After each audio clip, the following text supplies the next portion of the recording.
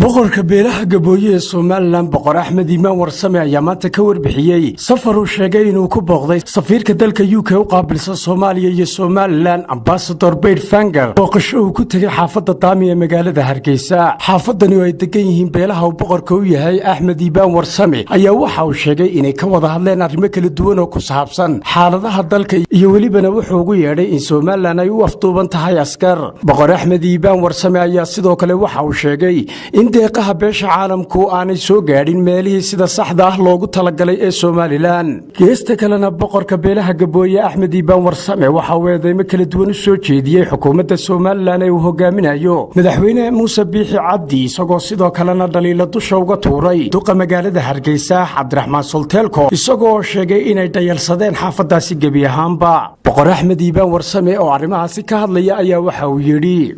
safiirka Ingiriiska arrimaha u qaabilsan Soomaaliya iyo Somaliland inuu xaafadda Daami lagu soo booqday inoogu yimid iyadoo xukuumaduna ogeyn marka kullayba dee arrimo annaka naga dhaxeeyay oo dibadda ka yimid oo xiriir aan lahayn oo ilaa dibadda socday uu ku yimid iskama iman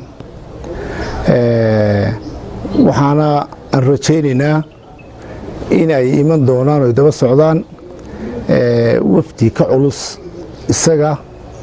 oo international community cid walba iskugu jirta oo xaaladaasoo indhaynaysa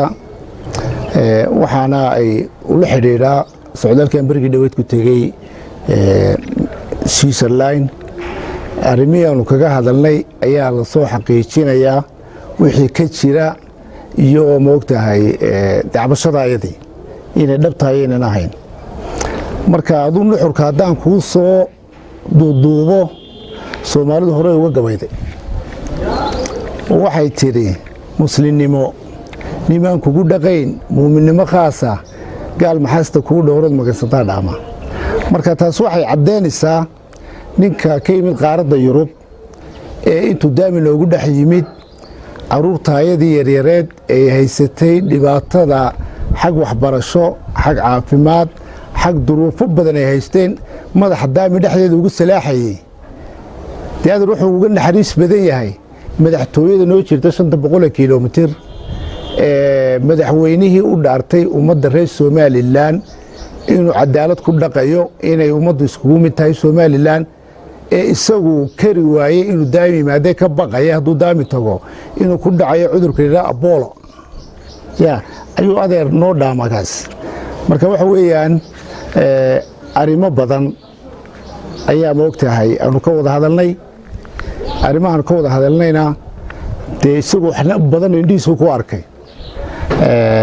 waxaan sheegnay in xaqiiq tahay uu arkay kalamaanaanu hadalo qura xaafadda Daami laakiin waxaanu kala hadalnay Somaliland inay u afduuban tahay askar madaxweynaha askariya wasiirka arrimaha gudaha janankan imika loo magacaabay bulayska jananka asluubta gidigooda waa ciidamo bulaysa iyo maayarku imika isaga ma loo geliyey tuute oo qofkii hadlaba le waan xidhaya maayar sootiika xalka marka qofkii yiraahdo magaaladu war xashiishkan inaga guro wadoonka noo sameeya isaguna tuute xidhan oo isaguna askartu ku biiray ayaan adeer kala hadlinay deeqahay soo bixiyaan meeshii lagu talagalay inay gaadheen in sanduuq gaar ah ay ku baxdo indhiisna uu ku arkay xafadu sidii u dareeysan tahay balayadu arkay dhibaatadu arkay wuxuu arkay xashiishka